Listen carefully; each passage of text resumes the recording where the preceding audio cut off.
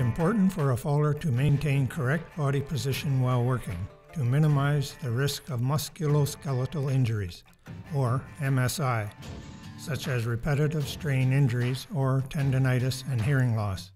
In this video, we'll look at proper body positioning and posture while falling and bucking trees. Let's start with the proper body position for falling a tree. Here you can see the faller about to place his undercut in the tree. Notice how the faller is positioned on one knee with a straight back, not bending at the waist.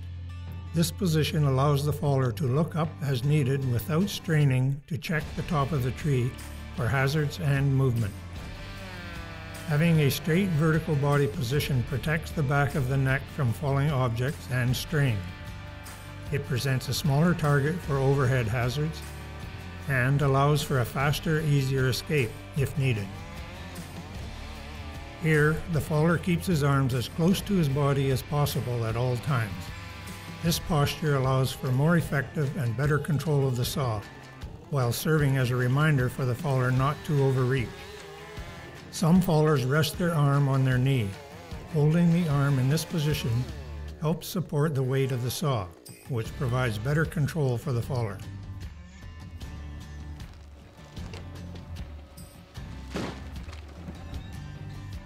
When a faller is bucking, he should assume a defensive stance with his body, like the one shown here.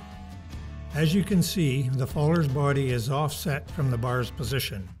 This helps to avoid impact in the event of a kickback.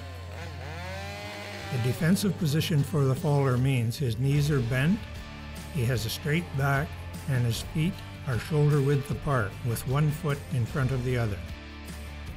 This stance provides maximum stability for the faller while allowing him to escape quickly in any direction should the need arise.